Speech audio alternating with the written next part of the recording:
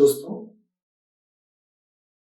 Correct usage of number of nouns की series को आगे बढ़ाते हुए आज की वीडियो में मैं आपके लिए लेके आया हूँ प्लूरल ऑफ लोन वर्ड्स। पिछली वीडियो में भी हमने देखा था प्लूरल ऑफ लोन वर्ड्स। उसी के सीक्वेंस में आगे बढ़ाते हुए आज हम इस वीडियो में दो लोन वर्ड्स के बारे में पढ़ेंगे, दो टाइप ऑफ लोन वर्ड्स के बारे में, जैसे कि वर्ड्स ऑफ ग्रीक ओरिजिन। जो वर्ड्स ग्रीक से आए हैं इंग्लिश में, उनके प्लूरल कैसे बनाए जाते हैं। जनरली जो वर्ड्स ग्रीक से आए हैं उसके लास्ट में आईएस लगा होगा, जैसे क्राइसिस, CRISIS क्राइसिस, या एनालिसिस, ANALYSIS एनालिसिस, या फिर न्यूरोसिस, NEUROSIS।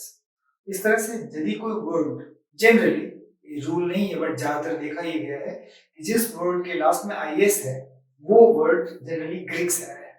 तो उनको प्लूरल बनाने के लिए हमारे पास एक सिंपल सा ऑप्शन है, आईएस को ईएस में बदल देना है। जैसे ये क्राइसिस, क्राइसिस का प्लूरल हो जाएगा क्राइसिस, CRISES।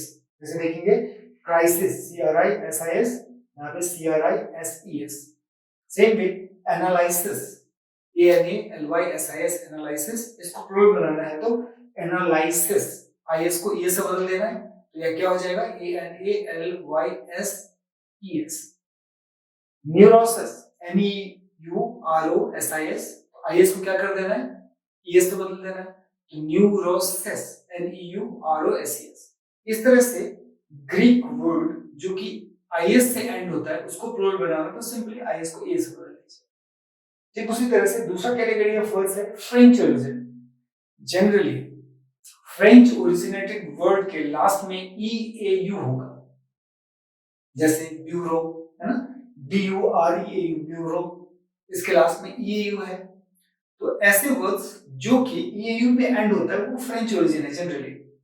इसके लिए हमारे पास करेक्ट यूसेज में दो तरह के प्लूरल्स हैं। एक तो इंग्लिश में प्लूरल्स है, मतलब इंग्लिश के हिसाब से प्लूरल हम नॉर्मली एस लगा के बनाते हैं, वो भी यूज में है। और दूसरा उसी वर्ड का फ्रेंच भी प्लूरल है, मतलब फ्रेंच लैंग्वेज में जो प्लूरल बनाते हैं उसका भी यूसेज है।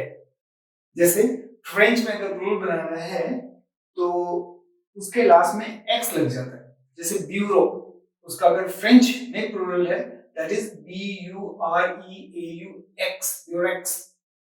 और वही अगर इंग्लिश में प्लूरल है तो उसमें सिर्फ एस लगाया है, ब्यूरो के लास्ट में एस लगा दे तो ब्यूरोज हो जाएगा। जैसे सिमिलर में BUREAU ब्यूरो, इसमें एस लग गया, BUREAUS, इंग्लिश प्लूरल हो गया। मतलब इंग्लिश लैंग्वेज के हिसाब से सिंपल एस लगा के भी प्लूरल करेक्ट यूसेज में है, जैसे कि यहाँ पे ब्यूरोज, राइट। लेकिन अगर फ्रेंच प्लूरल है दैट इज ब्यूरेक्स, मतलब लास्ट में एक्स लगा है, सिमिलर वर्ड के लास्ट में एक्स लगा है, BUREAUX ब्यूरेक्स। सेम वे चैट्यू, उसको अगर इंग्लिश प्लूरल बनाना है तो दैट इज चैट्यूज, मतलब ये भी करेक्ट यूसेज में है। At the same time French plural उसका है चैट्यूएक्स, CHATUAUX। नेक्स्ट पे गैट्यू, ऑब्वियसली पहले की तरह ही इसमें एस लगा देंगे तो प्लूरल बन जाएगा, अदरवाइज फ्रेंच प्लूरल में एक्स लगा हुआ है, गैटोक्स। द सेम वे ट्रोसियो, तो ट्रोसियोस एस लगा देंगे और यहाँ पे ट्रोसियोक्स लगा देंगे, एक्स लगा देंगे तो फ्रेंच के हिसाब से प्लूरल बनेगा। मतलब दोनों ही करेक्ट यूसेज में है, इंग्लिश के हिसाब से जो प्लूरल फॉर्म बनता है वो भी है और फ्रेंच के हिसाब से जो प्लूरल फॉर्म बनता है वो भी है। अगर इंग्लिश का प्लूरल फॉर्म है तो सिंपली EAU के बाद S लगा हुआ है, और अगर फ्रेंच के हिसाब से प्लूरल बनना है तो उसके लास्ट में X लगा हुआ है। इस तरह से ग्रीक ओरिजिन और फ्रेंच ओरिजिनेटेड जो वर्ड्स है उसके प्लूरल हम बनाते हैं। तो क्या होता है, ग्रीक ओरिजिन में क्या करते हैं, जनरली ग्रीक ओरिजिन में IS लगा होगा, उसको प्लूरल बनाने के लिए ES लगा देंगे, जैसे क्राइसिस, तो क्राइसिस CRISIS की जगह पे प्लूरल बनाना हो तो CRISES हो जाएगा। ठीक उसी तरह से जैसे एनालिसिस, इसके लास्ट में भी IS लगा हुआ है तो प्लूरल बनाना है तो ANALYSIS की जगह पे ANALYSES एनालिसिस हो जाएगा। ठीक उसी तरह से फ्रेंच ओरिजिन है, जनरली फ्रेंच ओरिजिन के वर्ड के लास्ट में EAU होता है।